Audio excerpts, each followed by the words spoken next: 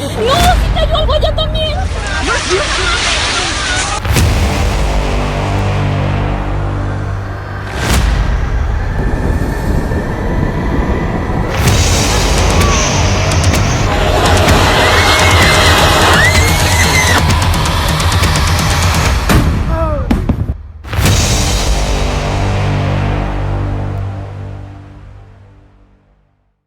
Hola a todos, bienvenidos nuevamente a otro episodio de su podcast Ciencia Ligera. El día de hoy estamos muy contentos porque tenemos un episodio de invitado y en esta ocasión tenemos una invitada especial.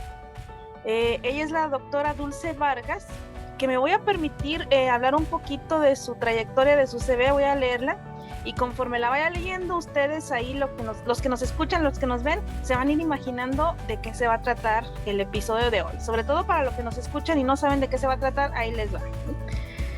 Dulce es doctora en geofísica y tiene una especialidad en sismología volcánica por el Instituto de Geofísica y Tectónica de la Universidad de Leeds en Reino Unido. Ha sido profesora e investigadora asociada en el Centro Universitario de la Costa de la Universidad de Guadalajara. También es profesora por horas en la Universidad de Colima. Es investigadora del observatorio, fue investigadora del Observatorio Vulcanólogo y Sismológico de la Universidad Nacional de Costa Rica. Y actualmente es cátedra CONACYT en el Centro Universitario de Estudios Vulcanológicos de la Universidad de Colima y tiene a su cargo el proyecto que se titula Evaluación del Riesgo Volcánico y Modelación de Procesos Volcánicos a partir de señales sísmicas. Es una investigadora que tiene el nombramiento dentro del prestigioso Sistema Nacional de Investigadores Nivel 1 aquí en México. Ha sido miembro del Subcomité de Riesgos Geológicos de la Unidad Estatal de Protección Civil de Colima y tiene actualmente 13 publicaciones, 13 trabajos académicos relacionados con sismos y volcanes, y hasta el momento tiene más de 100 citas acumuladas respecto a su trabajo. Entonces, pues ya sabrán, el día de hoy vamos a aprender poco, o más bien mucho, acerca de volcanes y sismos con una experta, que nuestro país es muy rico en estos eventos naturales, y vamos a hablar con Dulce. Dulce, muchas gracias por aceptar nuestra invitación, bienvenida, y pues vamos a empezar. Gracias, Dulce, por estar aquí, bienvenida. Buenas noches, gracias por la invitación. A sus órdenes, lo que se les ocurra. ¡Qué barbaridad, eh! Perfecto. ¿Qué currículum tienes? Exacto. Has estado en diferentes partes y se nota que tienes una buena trayectoria en esto de los sismos y los volcanes. Qué bueno que viniste con nosotros un rato a platicarnos sobre eso. Antes de que empecemos ahorita, rápido, Dulce, a ver si no te agarro desprevenida. ¿Por qué te nació el gusto por estudiar o por declinarte en este tipo de ciencia? Uy, esa es una pregunta muy fácil. A ver, qué bueno. Soy originaria del estado de Colima y pues aquí es tierra de sismos y de volcanes, ¿no? Entonces, pues es más bien extraño que no te llegue a llamar la atención alguno de esos dos fenómenos naturales. En Colima, bueno, ya entrando un poquito más en el tema, justo en Colima tenemos una zona de subducción donde convergen dos placas tectónicas, bueno, donde están subduciendo dos placas tectónicas importantes, la placa de Rivera y la placa de Cocos, bajo la placa de Norteamérica. ¿Nos puedes explicar tantito qué significa una placa tectónica en términos así como muy simples? Ok, bueno, en los años 60, digamos, se aprobó una teoría que venía formándose previamente, que era la teoría de la deriva continental, pero hasta los años 60 se aceptó que nuestro planeta, la capa más superficial, está formada por varios elementos que podemos pensar como si fueran elementos de un rompecabezas. Tal vez podemos pensar en, por ejemplo, la analogía más común que se hace es en un aguacate, ¿no? Entonces, la capa de las placas tectónicas sería la cáscara del aguacate, el el manto de nuestro planeta sería pues, la comida del aguacate y el núcleo sería el hueso del aguacate, ¿no? Entonces, la capa donde nosotros vivimos es pues la corteza, es la capa más delgadita. Y está como rota, digamos. O sea, Está como rota, ajá. okay. Pero como comenté, hasta los años 60 se aceptó, ¿sí? Ujú. Entonces, tal vez nosotros estamos ya muy familiarizados y nos parece algo evidente, ¿sí? Pero Pienso es que muy nuevo. la mayoría sabe de las placas tectónicas, yo espero, ¿no? Pero, por ejemplo, en 1960 ocurrió el terremoto de mayor magnitud que se ha registrado desde que la sismología instrumental existe, que es el terremoto del 22 de mayo en Chile, en el año 1960. Y en ese año todavía la teoría de la tectónica de placas no estaba aceptada. O sea, semejante terremoto de magnitud 9.5 y los chilenos en realidad todavía no sabían qué había ocasionado el sismo, ¿no? Eh, o sea, Wow. ahorita ya decimos, sí, claro, las placas tectónicas, en el caso de Chile, Nazca bajo la placa sudamericana, pero en realidad no es hace tanto tiempo, ¿sí? Sí, no, es muy reciente. La verdad es que, ajá, no es hace, no sé, cientos de años, ¿no? Entonces, pues, si algo tan fundamental se descubrió hace apenas, o se aceptó hace apenas unas décadas, así hay muchas partes todavía en la sismología que necesitamos entender mejor. Uh-huh. ¿Eh? Entonces, bueno, me estás preguntando que por qué, ¿no? Entonces yo decía que Colima, y acá, justo en Colima tenemos la subducción de dos placas, eh, la placa de Rivera y la placa de Cocos bajo la placa de Norteamérica, ¿no? Pero Perdón, subducción es cuando están juntas dos placas, ¿verdad? están convergiendo las placas, la placa en este caso de Rivera y la placa de Cocos son las que subducen bajo la placa de Norteamérica, que es en la que nosotros vivimos. Es una diferencia de densidades, ¿no? Lo que provoca que sean las placas oceánicas las que están subduciendo bajo la de Norteamérica. Oye, oye, y mira, la verdad me van a saltar muchas preguntas, voy a tratar de no agobiarte mucho, pero ¿nos puedes decir así a grandes rasgos como cuáles son para tratar de imaginarme en el mundo como cuántas placas hay o en dónde son donde hay como 3, 4 placas como convergiendo o para saber más o menos cuáles serían los puntos más importantes en donde se dan los sismos más grandes? Sí, bueno, esa sí es una buena pregunta. Digamos que puedes separar las placas principales del planeta tal vez en 12 principales. 12, ok. Pero, ojo, eso no quiere decir que no haya placas más pequeñitas en Chiquitas. todo el planeta. Ese es el caso, por ejemplo, de la placa de Rivera. Si tú la ves en un mapa general de todo nuestro planeta, la placa de Rivera suele no aparecer porque es una placa relativamente pequeña. La que afecta, por ejemplo, pues, a México desde Colima hasta Chiapas es la placa de Cocos, ¿sí? Ok. La placa de Rivera en realidad pues afecta en el proceso de subducción a Colima y a Jalisco, ¿sí? Y la placa de Cocos que empieza en Colima llega y afecta hasta Centroamérica, ¿sí? Okay. Entonces, bueno, por eso digo, en este caso la placa de Rivera es una placa relativamente pequeña en comparación con una placa como la de Cocos, ¿no? Es más grande. Uh-huh.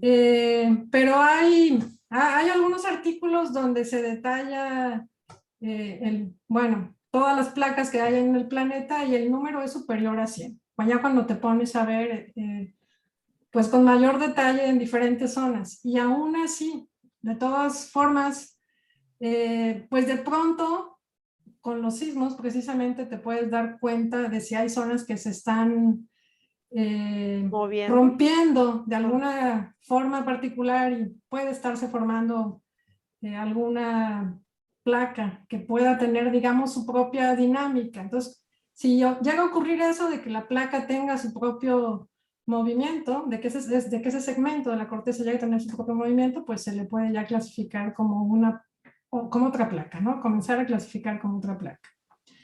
Y también, como tú mencionabas, donde se dan la mayoría de los sismos, se dan en los límites de placas, la mayoría de ellos. Sí, los más importantes, particularmente en las zonas de subducción. Y pues aquí en México tenemos una zona de subducción que va desde el sur de Nayarit hasta Chiapas.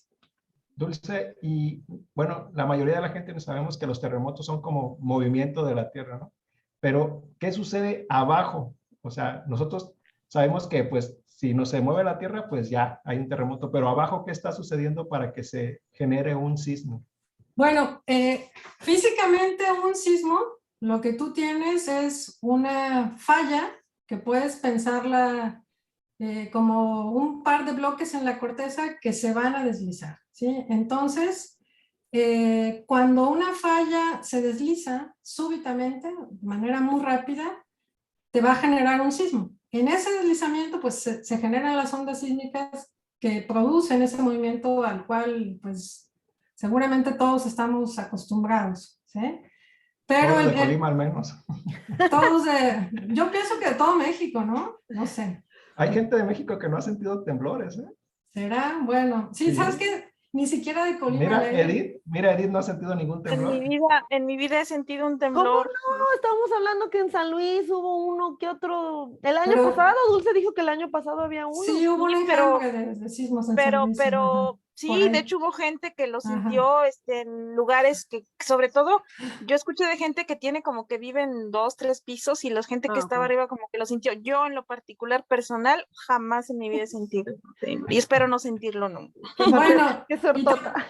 también pasa que en realidad los sismos pequeñitos suele pasar que luego mucha gente no lo siente. Y esto me estoy acordando por ejemplo, mis estudiantes ahorita están dando clases de sismología. Pues ellos tienen que alrededor de 18 años. El último sismo importante en Colima fue en el año 2003, así que ellos pues No se acuerdan. no se acuerdan, ¿no? No se acuerdan, sí. Y, o sea, ni siquiera en una zona tan sísmica como Colima hay gente Claro. que todavía no ha vivido un sismo importante, ¿no? Yo a veces hasta apuesto con ellos, ¿no? Les digo, ¿saben qué? Porque, o sea, hasta que no lo ves, no entiendes realmente el efecto, la magnitud de las repercusiones que puede tener un sismo, ¿no? Ya, cuando lo vives es otro asunto. Por ejemplo, Oye, sí. yo vivo perdón. en San Francisco y aquí tiro por viaje que hay sismos. ¿Tú vives en San Francisco? Sí, y lo siento, o sea, no se me escapa un año en donde no haya sentido uno. Y es porque hay también, o sea, hay una, bueno, tú tienes como la manera de decirlo correctamente, pero hay placas que están aquí. Sí, ahí lo que tenemos es otro tipo de movimiento. Ahí no tenemos subducción en California. Ahí lo que pasa es que tienes movimiento transcurrente en las fallas. Eso es, una placa se mueve con respecto de otra, pero eso es lo que está ocurriendo allá, ¿sí? Okay. Y San Francisco, de hecho San Francisco fue muy importante para la sismología. En 1906 ocurrió un sismo de magnitud 7.8, si no me equivoco, a partir del cual comenzó pues, a desarrollarse mucha de la ciencia que hay en sismología. Por ejemplo, se formuló una teoría que es fundamental en la sismología, que es la teoría del rebote elástico. Después de que ocurrió el sismo de San Francisco, hubo un geólogo que fue a ver cómo habían sido los movimientos y desplazamientos a lo largo de la falla de San Andrés, que es asociada pues con el sismo del famoso terremoto de San Francisco en 1906, y formuló esta teoría que es bien importante, que vale la pena mencionar porque básicamente te dice que tú puedes partir, digamos, del tiempo cero, que es después de que ocurrió un sismo, ¿sí? Y a partir de ahí comienzas a medir la acumulación de esfuerzos alrededor de una falla, porque los esfuerzos se acumulan siempre. O sea, nosotros estamos ahorita hablando. ¿Esfuerzos? esfuerzos. Nosotros estamos ahorita hablando, ¿verdad? Ajá. Pero pues mientras estamos hablando, las placas tectónicas se están moviendo, porque nunca dejan de moverse. Sí, se mueven súper lento, se mueven más o menos a la velocidad a la cual te crecen las uñas. ¿Sí? Ok, y todo eso, ese movimiento no lo sentimos nunca, hasta No que lo se empiezan a sentimos. mover mucho. Entonces, te digo, estamos platicando, digo, hace un ratito, ¿no? Pero las placas tectónicas se están moviendo siempre. Y en un proceso ya de años, pues vas a comenzar a tener esa acumulación de esfuerzos a lo largo de una falla. Entonces, la teoría esta del rebote elástico que está mencionando, pues te dice que vas a tener esa acumulación de esfuerzos a lo largo de una falla hasta que esa falla no puedas sostener esos esfuerzos y entonces tengas ese deslizamiento que te genera el sismo, ¿no? Dulce, Wow, o sea, sí se acumula. Se acumula y se acumula como el... Claro. Wow, ok. Yo por eso hace rato les decía, yo apuesto, que ya no terminamos, pero yo apuesto con mis estudiantes y les digo, es que no importa que no lo hayan sentido, tenemos una certeza en esta vida, hay varias, ¿no? Nos vamos a morir, pero una es que aquí van a sentir un sismo, o sea, no hay pierde, eso no hay manera de evitarlo, ¿no? ¿Qué les apostaste a tus alumnos? Nadie quiso, o sea, No, les ofrecí, oiga. Nadie quiso. Dulce, vi un ejemplo de cómo se genera esa como acumulación de energía y que después se libera. No sé si así se pueda explicar. Sí, sí se Que puede si explicar uno, así. que si uno une dos dedos y se los presiona, de poco a poco va generando como más presión hasta que después, si se rompe, hay un movimiento brusco y entonces es lo que generaría como un temblor. No Sí, sé si se ajustaría un poco a puedes lo que pensarlo, sí, puedes pensarlo así. Ajá, o sea, son procesos, o sea, el momento del sismo es un proceso relativamente rápido. La mayoría de los sismos, pues no pasan del orden de minutos o incluso menos del minuto, ¿sí?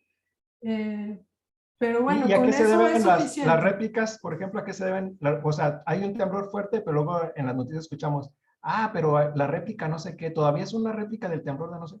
¿A qué se deben esas réplicas? Las réplicas pues se deben a un reacomodo de la deformación en el área después de que se ha, digamos, generado un sismo, ¿sí? Esto de que, bueno, todavía es una réplica o no, pues eso es muy interesante porque hay sismos que llegan a generar miles de réplicas asociadas con el evento principal. Y hay otros, por ejemplo, el caso del sismo de Puebla, Morelos, en el año 2017, el 19 de septiembre de 2017. Ese fue un sismo con muy pocas réplicas. Si no me equivoco, tuvo menos de 40 réplicas. Eso es más bien como algo excepcional. Lo raro es que un sismo superior a 7 pues llegue a tener miles de réplicas. Por ejemplo, un sismo tan importante como fue el de Japón en el año 2011, magnitud 9, ese no fue cualquier sismo. Ese fue el sismo más importante en Japón en más de 1000 años. Entonces, no fue cualquier cosa, ¿sí? Entonces, ese sismo a la fecha sigue generando muchas réplicas. Vaya, ya han pasado más de 10 años, pero si tú ves el nivel de sismicidad previo que había en esa zona cercana pues al rompimiento asociado con el sismo de Tohoku en el año 2011, si tú llegas a ver el nivel previo de sismicidad en la zona y lo comparas pues con el nivel de sismicidad posterior al sismo de Tohoku, te das cuenta que el nivel todavía va muy arriba. El sistema no ha vuelto a tener la normalidad. Exactamente. Le falta todavía muchísimo. Está todavía con muchos precursores. Pero pues no es de extrañarse. Pues estamos hablando de un sismo muy, muy importante de magnitud 9. Claro. Y probablemente le lleve, pues no sé cuántos años, pero varias décadas para que vuelva, digamos, a reajustarse, ¿sí? Pero ese es un sismo súper importante, magnitud 9. Y también hay que recordar. Sí, oye, Dulce. Ahorita que tocas, perdón, adelante Edith, porque no has preguntado. Gracias, Jane. Sí, porque ahorita siguiendo en la línea de lo que está mencionando Dulce y de lo que tú mencionaste, le preguntaste hace ratito de que qué pasaba y con la magnitud, juntando todo eso. dices, un sismo muy importante por las afectaciones que produce después, ¿no? A lo mejor la magnitud en la escala Richter. Yo quiero entender y los demás... Espérame, antes de que le sigas. Un sismo, los sismos, sobre todo los de magnitud importante, ya no se miden en escala de Richter. Ah, qué bien. ¿En qué momento cambió que no nos avisaron? ¿Hasta cuándo llega, hasta qué valor llega la escala Richter? Perdón, te tuve que detener No ahí importa. porque ese es uno, Adelante. una de las Adelante. cosas que uno no tiene que decir, ¿no? Claro, claro. Ajá. Solo los sismos, Yair, de magnitud relativamente pequeña, digamos del orden de 5, son sismos locales, es para los que en algunas ocasiones todavía se les llega a calcular con la escala de magnitud de Richter, que está basada en las amplitudes de las ondas S. Pero sismos importantes no se calculan con esa magnitud porque la magnitud se satura.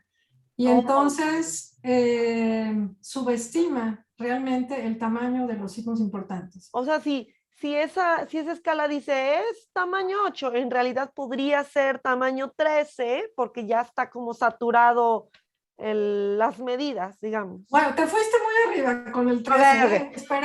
Esperemos que eso no ocurra. Okay. Apocalipsis. Sí. Y te lo digo porque, por ejemplo, el sismo de Chile, que decíamos hace rato, es el de mayor magnitud registrado desde que la sismología instrumental existe, es un 9.5. ¿sí? 9.5. Okay. Y es un sismo que, ojo, implicó una ruptura de más de 1000 kilómetros en extensión. Entonces, pues hay que sacar la cuenta para un 13, pero tú no quieres eso y yo lo veo, la verdad es que poco probable. ¿sí? Ok, good. Qué bueno. Por eso también había que ponerle ahí un límite, ¿no? Digo. Sigue preguntando, a ver qué. Sí, yo pensé... Pero entonces no terminó de decir, o sea, ya no es Richter. No es Richter, es la magnitud momento, la que se utiliza para los sismos actualmente. ¿Momento? La principal, así se conoce, magnitud momento. Entonces, y cuando la vayas a ver en simbolitos, sí, les dicen mal, sí, ajá. Súper mal. Y además no es lo único, tampoco son, por ejemplo, no solo a veces te dicen magnitud Richter, sino que te dicen, no sé, un sismo de magnitud 7 grados Richter, ¿no es cierto? Sí. Entonces tampoco eso, tú nada más tienes que decir, ocurrió un sismo de magnitud 9, fin de la historia, ¿sí? Okay. O sea, ni grados ni Richter, ¿sí?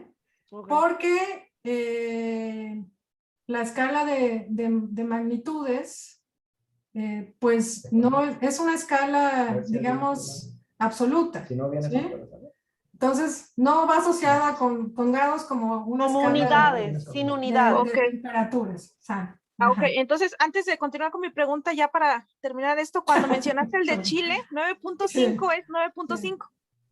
9.5. 9.5, así. De magnitud 9.5. De magnitud 9.5 y es el sismo más grande que se ha sentido en todo el mundo. Que se ha registrado instrumentalmente a la fecha. Ojo, dice sentido, bueno, eso probablemente no, porque como tú lo sientes, también hay factores que influencian eso, ¿sí? La profundidad del sismo, el tipo de suelo, ¿sí? No es solo el tema de la magnitud. Claro. O sea, yo puedo tener aquí abajo de mi casa un sismo de magnitud 5.5, pero aquí abajo de mi casa ese sismo me va a afectar mucho más que un sismo de magnitud, no sé, 7.5 que ocurre frente a las costas de Colima, ¿sí? Entonces... o sea, si en las ciudades dirías tú que se va a sentir más y va a haber más daño que en un campo abierto. Bueno, sí, lo que en realidad quise decir es que hay factores como la profundidad, el tipo de suelo, además de la magnitud, que te pueden afectar la manera en que tú lo sientes, ¿sí? Okay. Por supuesto, también la localización del sismo, ¿no? Sí. De hecho, creo que eso era más o menos lo que te iba a preguntar, porque yo decía, porque los movimientos, según tengo entendido, son distintos. O sea, el movimiento, no sé cómo explicarlo, pero para los que están viendo, hay unos movimientos que son como circulares o como muy rápidos o muy más, como lentos. Eso tiene que ver también con el grado de afectación que se da en el lugar en el que se está llevando a cabo.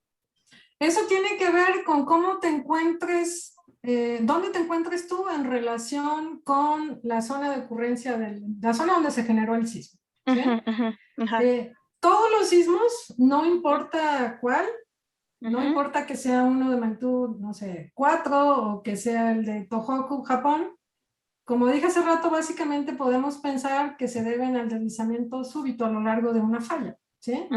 Entonces hay un proceso físico detrás asociado con ese movimiento.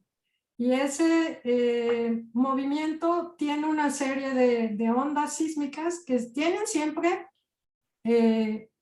una cierta secuencia, pues. La primera de las ondas son las ondas P o primarias y esas son ondas de tipo de compresión, ¿sí? Entonces, por ejemplo, si tú estás cerca del epicentro, no sé si ocurrió un sismo, ¿dónde te gusta? O sea, digo, no sé. En la Ciudad de México.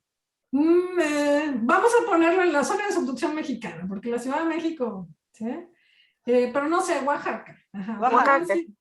Ocurrió un sismo en Oaxaca y en la zona de subducción y yo estoy en Puerto Escondido, que nunca he ido, ¿no?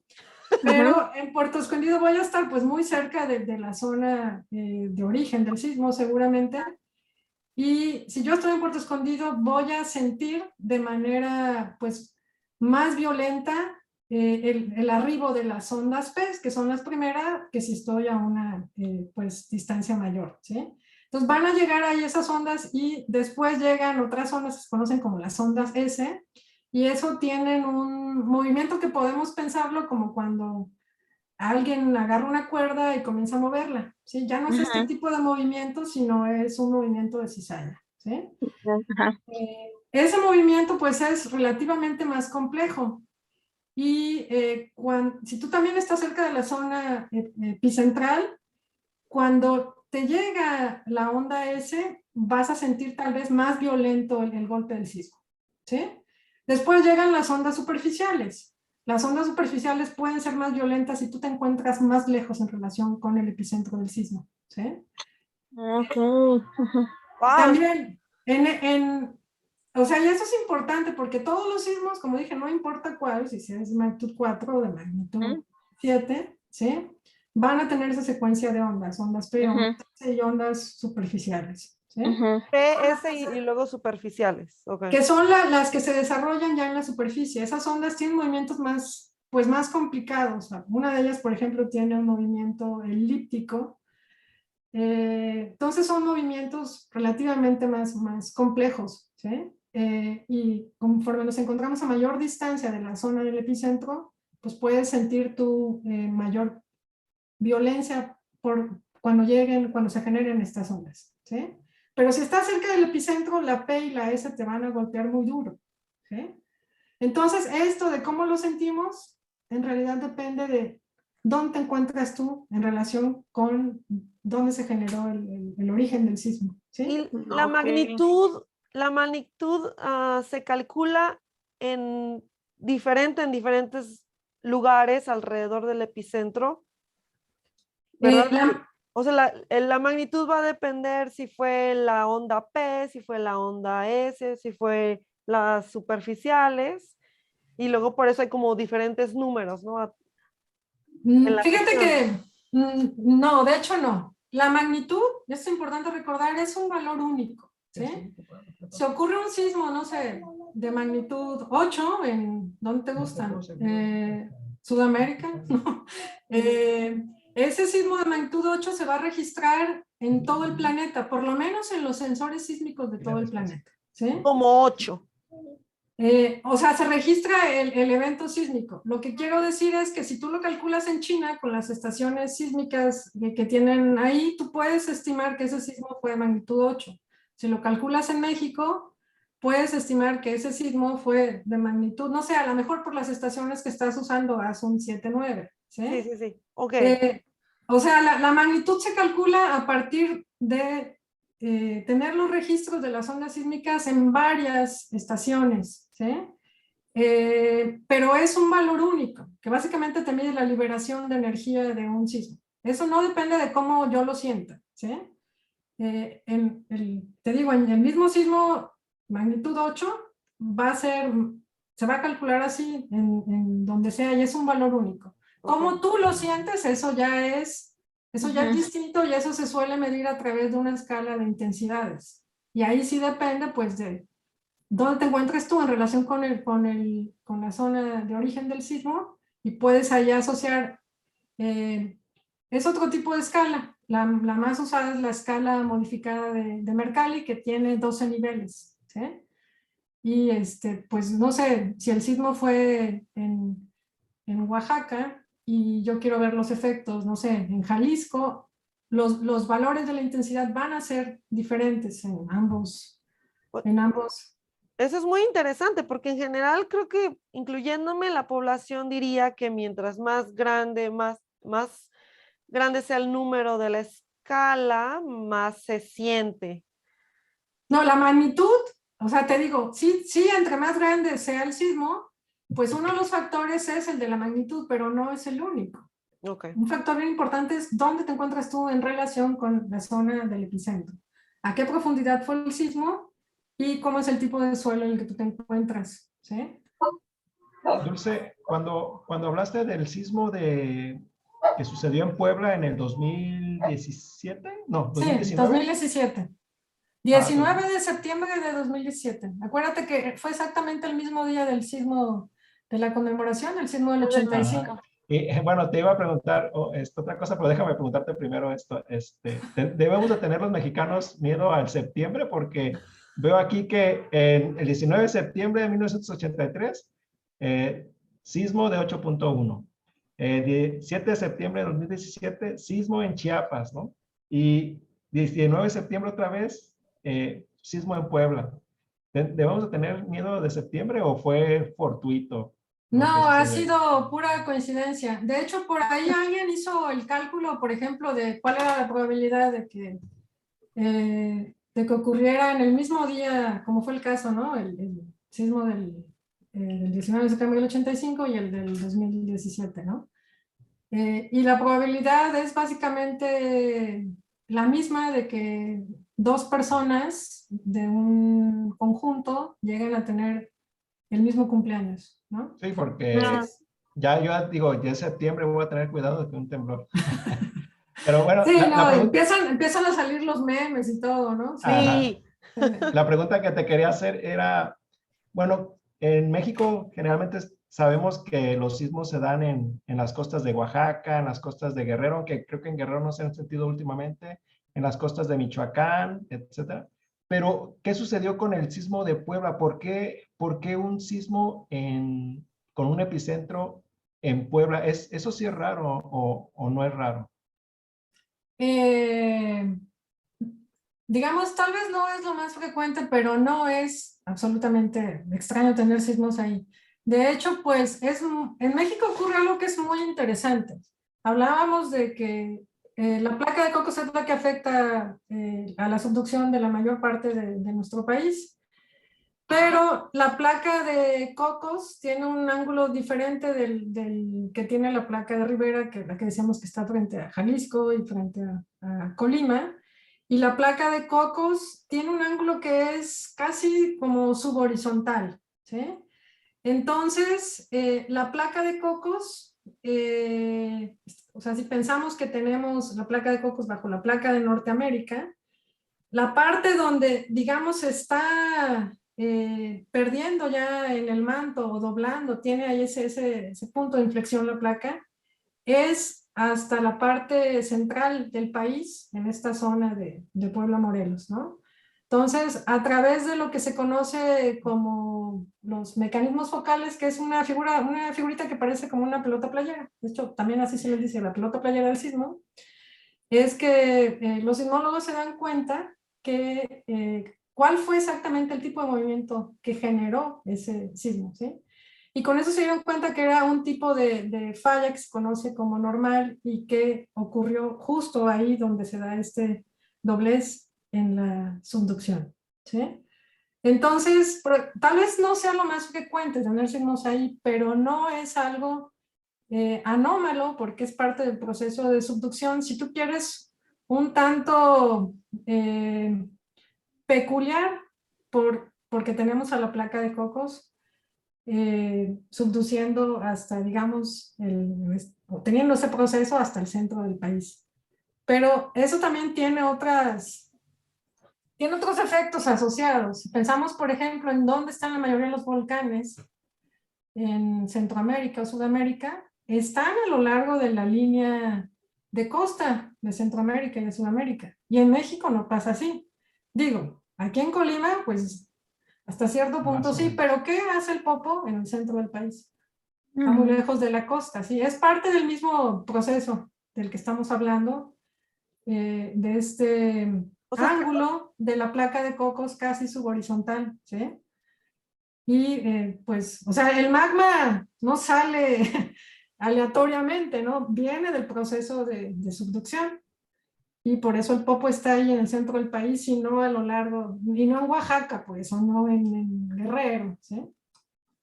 Entonces, el proceso de subducción tiene que ver con la formación de los volcanes. ¿Sí, estoy mal? ¿O nos puedes platicar cómo se generan, Sí, surgen los volcanes? tiene que ver, sí, sí, nuevamente, tienes el proceso de subducción, ¿verdad? Entonces, a una cierta profundidad vas a tener una cierta presión y una cierta temperatura, y además la placa que está subduciendo se deshidrata. La combinación de esos factores cambia el punto de fusión de la roca que está alrededor, y entonces esa roca comienza pues a fundirse. Ese material fundido pues es el magma, ¿sí? Y ese magma, por tener una menor densidad, va subiendo, bueno, en escalas de tiempo relativamente largas, llega también a de pronto formar acumulaciones, que es lo que tal vez algunos conozcan como cámaras magmáticas, ¿sí? Y así va subiendo y pues no todo tampoco, no todo el magma que se genera alcanza la superficie, pero en algunas regiones sí lo hace y llega a formar pues los volcanes, ¿sí? Dulce, ¿y ese movimiento que va llevando la lava va generando algún tipo de movimiento sísmico? Te pregunto porque he visto por ahí que no sé si es cierto, que en lugares donde hay enjambres de sismos, pues a lo mejor puede ser un lugar donde se puede estar generando algún volcán. ¿Están Sí, relacionados los eso, enjambres? sí, pues el caso de, no sé si recuerdan que ha habido enjambres de sismos, no sé qué tanto en los medios hayan escuchado, por ejemplo, el año En pasado, Michoacán ya creo hace 2 años en Michoacán, el Servicio Sismológico Nacional estuvo reportando miles de sismos en la región. Y sí, seguramente esos sismos eran un indicador pues de magma en movimiento. Pero, ojo, ahí ese tipo de volcán es diferente del que yo, digamos, estaba ahorita imaginando. Estaba pensando más en un estratovolcán tipo Colima o el Popo, ¿sí? En una zona como la del Paricutín, ese es un campo volcánico. Ese en particular se conoce como el campo volcánico Michoacán, Guanajuato. Y ahí hay más de mil conitos, más de mil volcanes, pues ya ¿A no están poco? activos, ¿no? Los últimos dos, pues el Paricutín, que comenzó a hacer erupción en 1943, era la Segunda Guerra Mundial y duró alrededor de 9 años con actividad. Y luego ya se apagó y nunca más el Paricutín va a volver a hacer erupción, ¿sí? ¿Por qué? Ese es un tipo de volcán que se conoce como monogenético. En contraste, los otros volcanes como Colima o el Popo o el Chichón en Chiapas, esos son volcanes que se denominan poligenéticos, porque se forman a través de múltiples erupciones a lo largo eh, pues de miles de años, ¿sí? En cambio, un volcán como el Paricutín o el Jorullo o el Chitle en la Ciudad de México, bueno, que bueno que no en la actual Ciudad de México, ¿no? Pero si ustedes van al Pedregal y al sur de la Ciudad de México, ahí se encuentran lavas de ese tipo de vulcanismo, ¿sí? Pero esos volcanes, pues son como un cerillo. Enciendes el cerillo y ahí estás en erupción, se apaga y ya nunca más vuelve a hacer ese volcán en particular erupción. Sin embargo, eso no quiere decir que no surjan otros en ese tipo de campos volcánicos. Ajá, y probablemente es lo que está pasando en el campo volcánico Michoacán, Guanajuato. Hay un proceso pues, de movimiento de magma en la zona y eventualmente va a haber un nuevo volcán. No sabemos cuándo, eso seguramente pues, con un monitoreo adecuado se puede saber, pero ahorita pues no hay evidencia de que algo así vaya a suceder, ¿no? ¿Hay investigación de los volcanólogos mexicanos en esa área para ver si va a suceder algo así o no?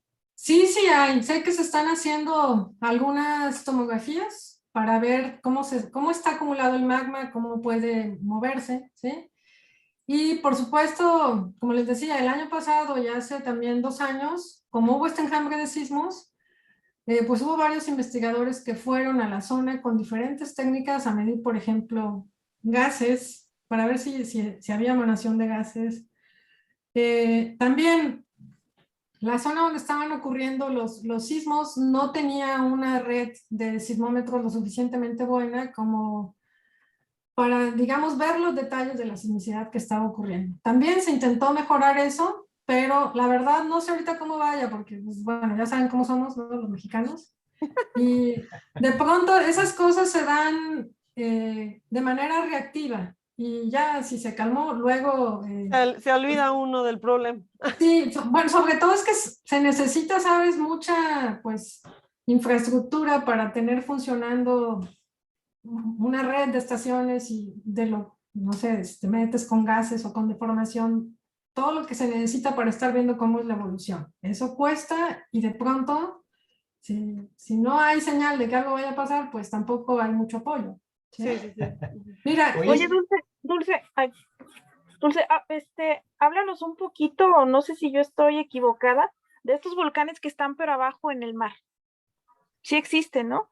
Sí, y son distintos a los que están acá, digamos, que vemos de manera terrestre, ¿no? O esos igual hacen erupción por las mismas condiciones que los que están en tierra. A ver, platica, a mí yo quiero saber de eso que desconozco, pero he escuchado y se me hace bien interesante. La primera vez que yo lo escuché hace mucho, un volcán abajo del mar, pues ¿cómo? Bueno, de nuevo, tiene que ver con esta historia de las placas tectónicas. O sea, hay límites donde las placas convergen, hay límites como en California, donde las placas se mueven una con relación a otra, y hay placas tectónicas donde se separan, ¿no? Y en el mar hay muchos volcanes asociados con la separación de placas, ¿sí? Y tienen dinámicas muy, muy interesantes. O sea, si me dices un volcán submarino, yo lo primero que pensé fue en el volcán de la Polinesia que hizo erupción en enero, el Hunga Tonga Hunga Hapai, porque fue una cosa extraordinaria. No sé qué tanto ustedes se hayan dado cuenta, pero esa todavía se está evaluando porque pues no era un volcán monitoreado con sensores como uno que sí es pues terrestre, ¿sí? La mayor parte de ese volcán era submarino. Había 2 pequeñas islitas, ¿sí? Pero la mayor parte del volcán estaba bajo el agua, ¿sí? Y eso ayudó, bueno, se está trabajando en entender bien cuál fue el proceso de esa erupción, porque no fue cualquier cosa.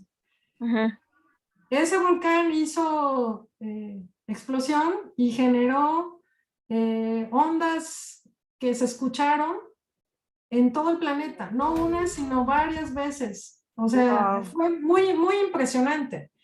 Les cuento una anécdota, que al inicio me preguntaron por anécdotas, ¿no? Sí. No, me parece que sí, la erupción del Hunga Tonga Hunga Hapai en enero fue la noche del sábado en tiempo local allá en la Polinesia, ¿no? Pero yo iba a decir en la madrugada, pero no, bueno, como entre 6:30, 7:30 de la mañana, yo soy de que si pasa una mosca, me despierto. Yo cualquier Ajá. ruidito me despierta. Ajá. Y el domingo en mi madrugada, pues, porque generalmente me duermo tarde, escucho una vibración en la puerta y yo dije de ser el aire, ¿no? Ajá. Pero sucedió algo anormal, esa vibración no se detenía. O sea, no era algo fuerte. Les digo que a mí cualquier ruidito me despierta, pero era una vibración suficiente para hacer que la puerta tuviera esta vibración y duró buen rato.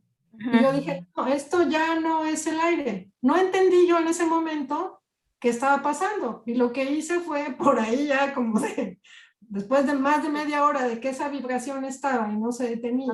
Obviamente no podía ser el viento, me paré y le puse una calza a la puerta para seguir durmiendo, porque era domingo, ¿no? Pero con tu formación, ¿tenías algo en mente? Algo que decías, bueno, ¿podría ser tal y tal opción? ¿O fue así como de no sé qué está pasando, qué onda con No, la y te puerta? voy a decir por qué no. Te voy a decir por qué no. Ese tipo de erupción, No es común. con este tipo de vibración que llegara, digo, esto es la Polinesia y yo estoy acá en Colima, Sí. ¿no? Súper Ese lejos. tipo de erupción que llegara a una distancia tan lejana, te digo, no solo llegó a Colima, llegó a todo el planeta y las ondas viajaron varias veces, dieron vueltas, ¿sí?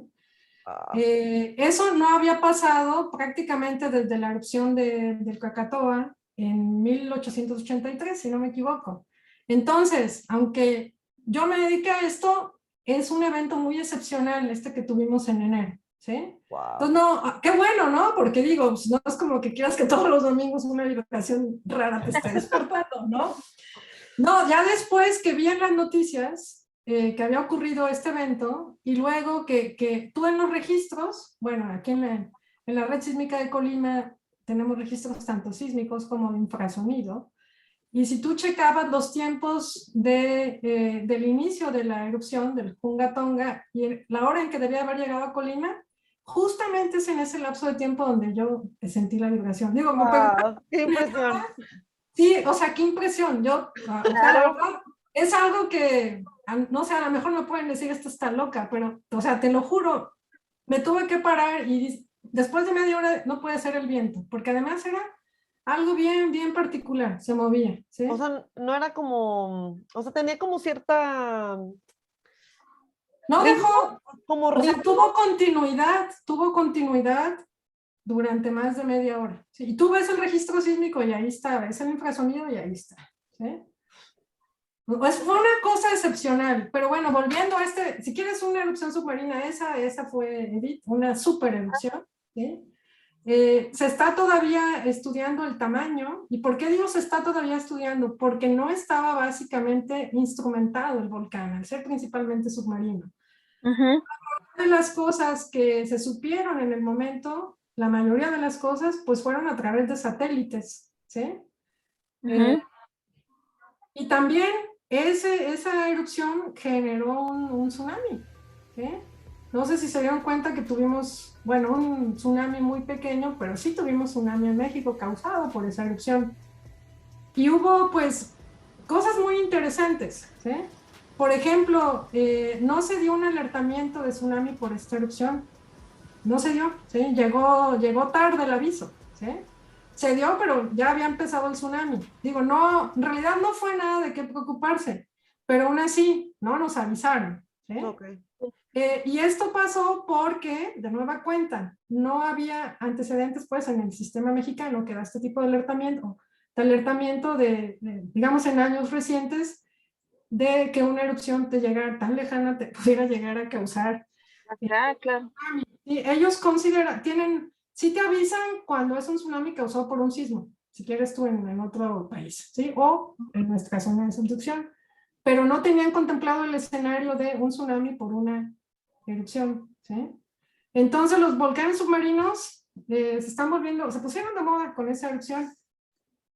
Pero eso Ya, significa que, o sea, no estaba, tú dijiste instrumentado, o sea, que no estaba como monitoreado porque era submarino. Y en general los submarinos no se monitorean.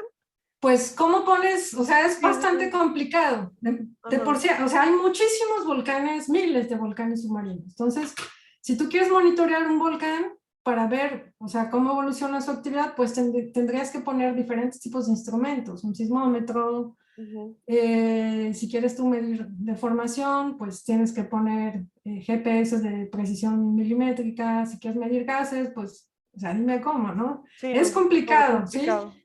Podrías tener a lo mejor, sí, algún sensor sísmico que se pueda colocar ahí, pero luego, ¿cómo transmites los datos para que a mí me lleguen en tiempo real y te pueda estar avisando que el volcán va a hacer erupción en una semana? Es muy complicado, ¿sí? Así que ese tipo de monitoreo para este volcán, pues no existió. ¿Y tú crees que debido a que estaba activo ahora, los científicos van a tratar de generar aparatos que puedan ser usados para monitorear ese tipo de volcanes o el interés no es tan grande como para que suceda eso?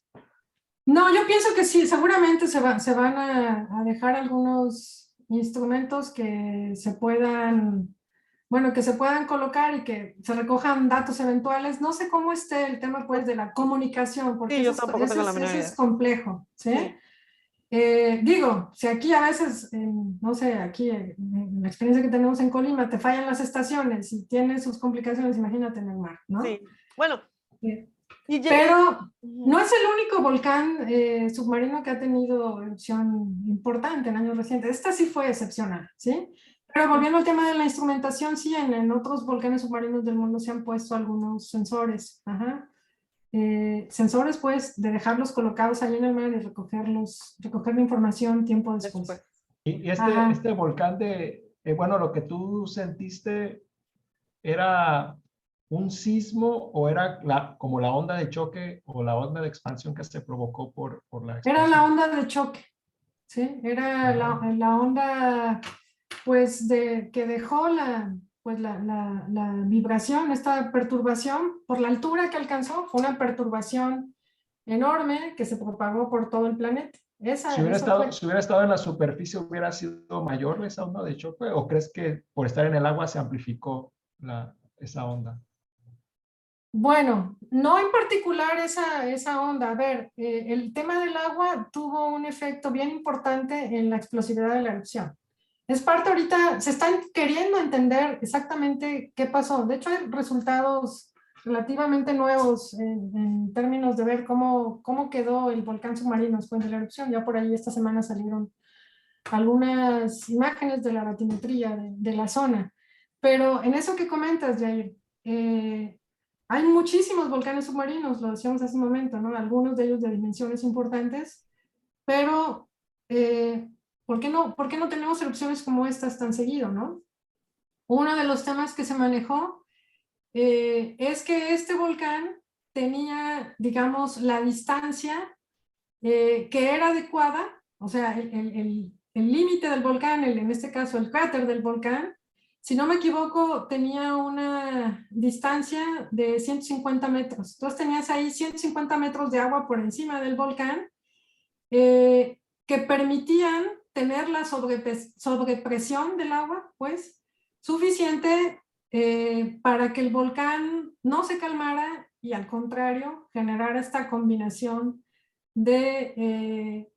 bueno, de que el volcán ya estaba sobrepresurizado en combinación con el agua, pues llegó a generar esta explosión tan importante. Pero si el volcán hubiera estado, no sé, 1 kilómetro debajo del nivel del mar, la presión del agua le hubiera impedido llegar a tener Se está intentando entender esto, ¿no? O sea, estos datos, hay un investigador de Nueva Zelanda que ha estado intentando entender este proceso, pues, pero hay factores tan importantes como este, ¿no? De la profundidad a la cual estaba y su interacción con el agua. Esa combinación se maneja que pudo haber hecho que esa erupción fuera, pues, tan significativa, porque sí lo fue. Se maneja que probablemente tenga los niveles de la erupción del Pinatubo del siglo pasado, que fue, pues, una erupción muy importante. Pero todavía, como no se midió con exactitud, pues, la cantidad de material eyectado, la energía térmica, los factores que necesitan calcularse se están apenas estimando con mayor exactitud, no se ha determinado bien en qué rango se le pone, pero definitivamente es una de las mayores erupciones a nivel mundial. Esta del Hunga Tonga Ha'apai en los últimos 100 años. Esta historia continuará.